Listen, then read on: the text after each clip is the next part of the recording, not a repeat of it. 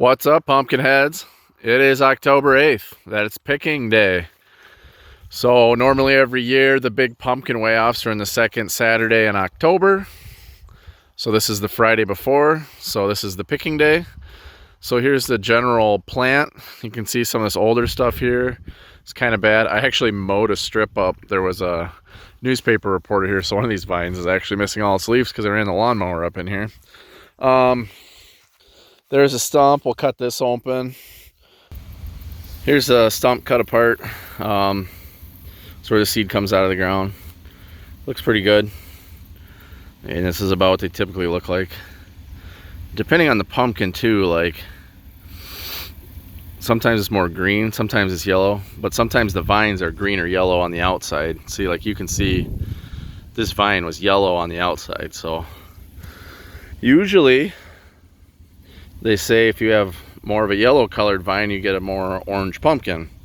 And I've kind of found that to be true, but I've also found it not to be true, but there's a likelihood there anyway. So there we go. Pretty good shape. So everything's pretty good, but you can see like this is all that secondary right at the pumpkin. Then this secondary is basically all of this.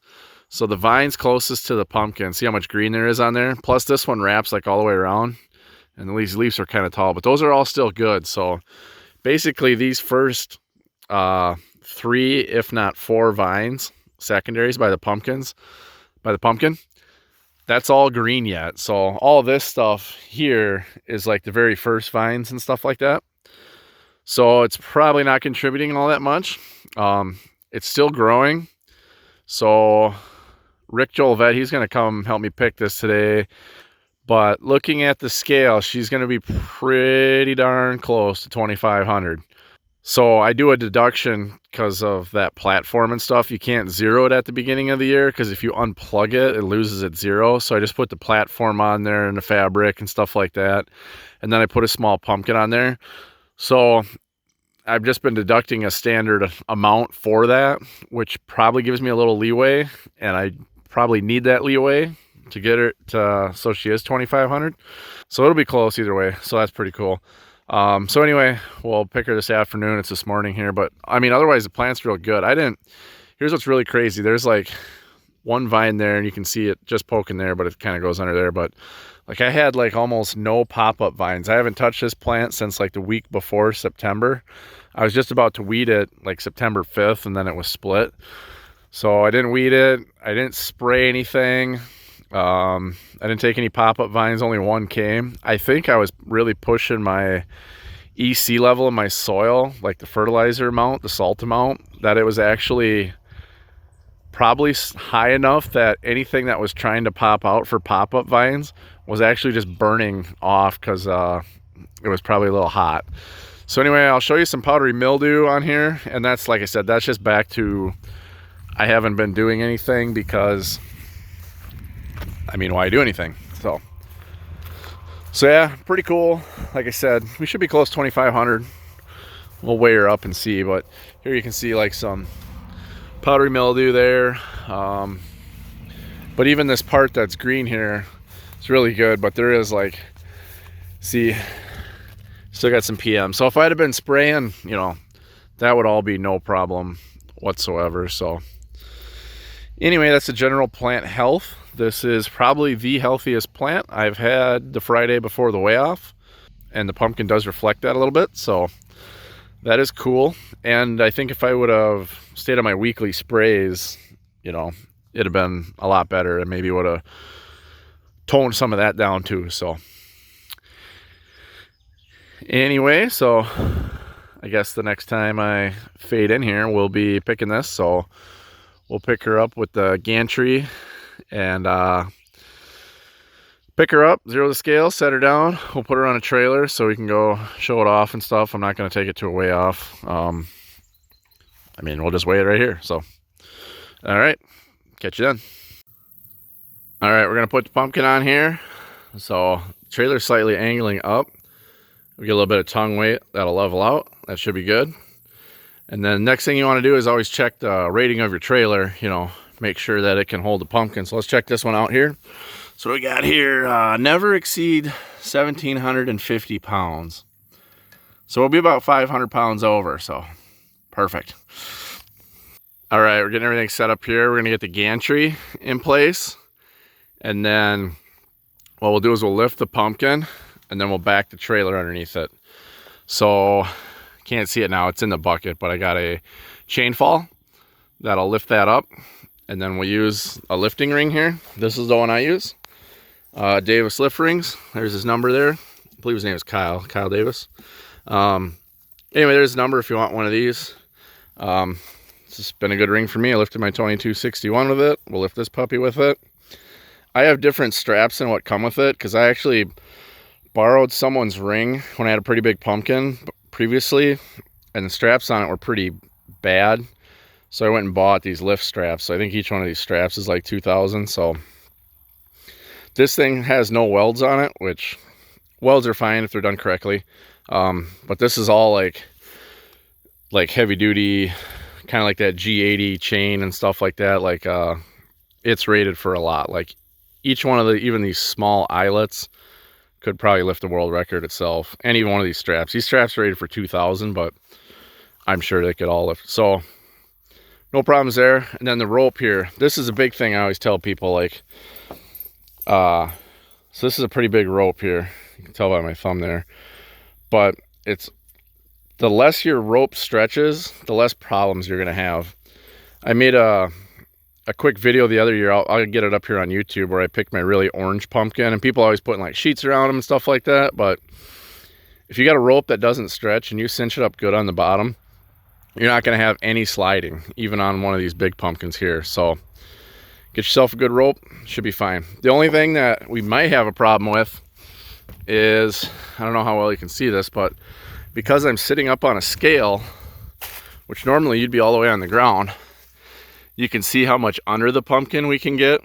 So like if we cinch that rope up tight, which we probably will, then when we pick it and set it on the trailer, it's probably going to be sitting on the rope. So we're not too concerned if we scratch this one up, but it's just something because of the scale. So the game plan is we're going to lift it, make sure everything's clear on the scale, and then we're going to zero the scale, and we're going to set it back down, get our unofficial weight, then we'll pick it again, and then we'll back the trailer under it, set it on the trailer. I don't even have a pallet on the trailer. I don't have one big enough, and I wasn't going to make one, so we'll just set it right on the trailer. I don't really plan on taking it off. I'm going to display it in the yard right on the trailer, so no big deal there. So I am curious. I'm going to try and film this too. Is there's some vine stress, but we're looking at a pumpkin right around 2,500 pounds. But here's my main coming in there. Like I'd almost bet that this is holding this pumpkin up 10 pounds. I bet I cut that and I gained 10 pounds. So place your bets on that, and we'll get a scale reading. I'll have Rick at the scale, and I'll cut the vines off it and see if it actually gains some weight. So yeah, we're just waiting for Rick here. I didn't pull any of the plant. He kind of wanted to see the overall health of it just to get an idea, which we don't need to pull any of it. I'm just going to literally drive that right in there, and I'm literally going to just back my trailer right through this, which would be kind of a pain in the butt because my trailer's just small enough to fit in there, and usually we push it in by hand, so we'll have to kind of jump over some vines. But with two of us here, it shouldn't be a problem, and I'm not that good at backing up. So all right, we're gonna go hang the chain fall and the ring. Normally I would do this with a ladder, but I'm just gonna do it right on the pumpkin.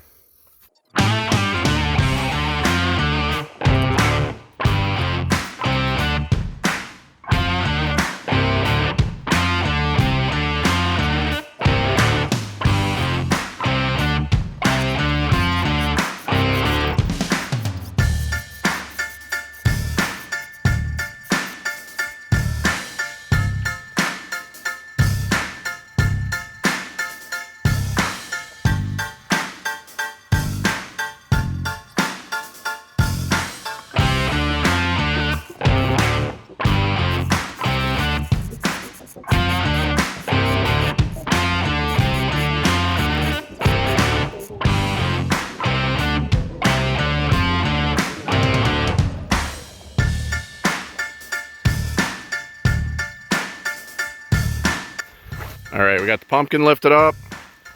So nothing is touching the scale there. And I'll come over here and we are, it shouldn't matter. So we are 0, we're gonna set it down and see what happens. All right, we zeroed the pumpkin, we set it back down. There's nothing touching the pumpkin. Vine is trimmed legal. And we are 25-20. So we did what our goal was for the year, grow a 2,500 pound pumpkin. Unfortunately, it's not official, but hey, it's still a 2,500 pound pumpkin. So Rick and I were gonna lift it back up and we're gonna get her on the trailer. So see you then.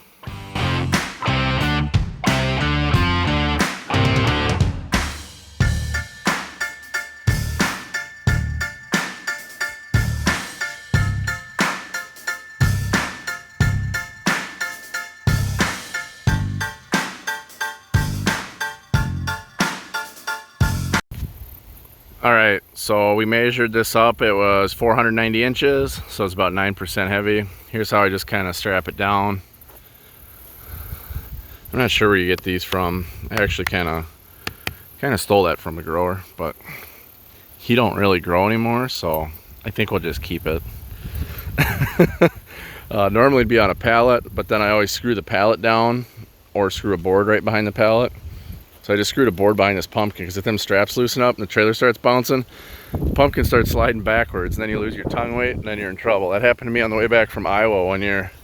My straps came loose, my pumpkin kept going dun, dun, dun, dun, dun, dun, dun. And then all of a sudden my trailer's fishtailing because I got negative tongue weight on there. So anyway, I think old Jim Ford's coming over here today. He's in the neighborhood. Thought he'd check it out, so we'll show him what a real pumpkin looks like and see if he's got any comments on that. So anyway, so we took the pumpkin to Steffes Pumpkin Fest, a little private event on the way off there. No, just kidding, they didn't have a way off.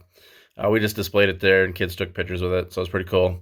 There was one other pumpkin there and they blew it up with some tannerite, about a 500 pounder.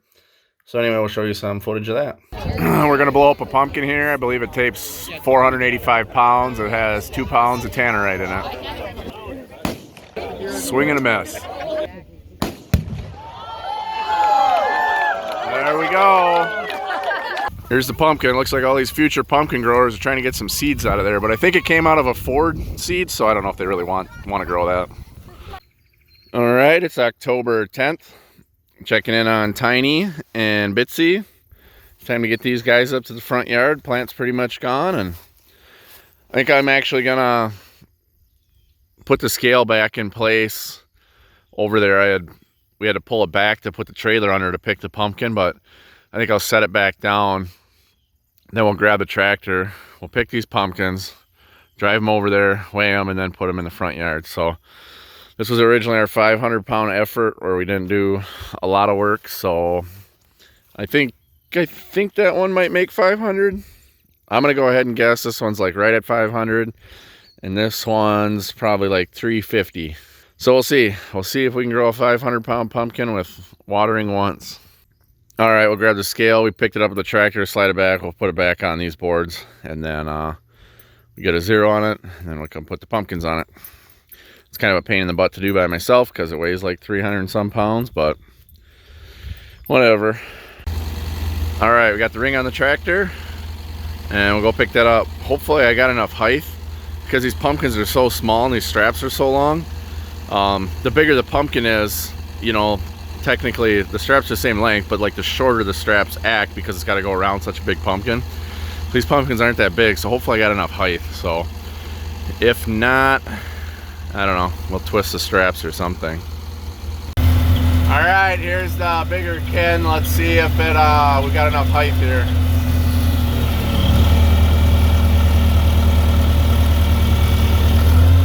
Oh yeah.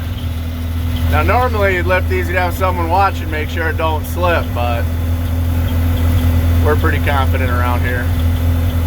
Got her nice and level there. Woo! Let's go look underneath it.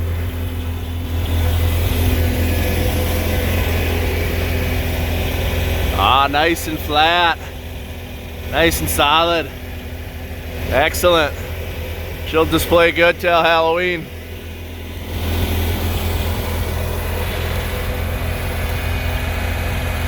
There we go. Nice orange on that pumpkin. We'll come back. We'll go weigh that one, and then we'll come back and pick this one. All right, we got her on a scale. Did she make 500? Check this out. 507.8. We just made her. And I bet that thing is light, so it's probably taping like 550, 600. I don't know. Anyway, we made her. I was only 7 pounds off on my guess, so we'll get this in the front yard and then we'll go get Bitsy, and my guess is 350 on that one. All right, we got Bitsy on the scale. I'm not gonna unhook the straps. It adds about 3 pounds, so we're 264. I was way off on that one. So we'll call it 260 or whatever, don't matter. Anyway, we'll get this up in the yard then, and I got a few more. You can kind of see back there. I don't know if I'm gonna pick them. This tractor's about out of gas, so we'll get this one up in the yard and I think we'll call her good. All right, so tomorrow is Bring Your Giant Pumpkin to Work Day. Usually I'm the only one that participates, so I guess we'll see if we can win that, because we can't win a normal way off. Hey, big shout out to Rick Jolivet giving me a hand picking this pumpkin. Appreciate his help. So see you guys later. There will be some videos in the off season. I got some footage that I haven't done anything with yet, so we'll do that. We'll probably go over nutrients, vine patterns, you know, simple stuff. You know, it won't be live in the patch, but we'll go over some stuff on how to grow these things and whatnot and things I do. So we'll catch you then.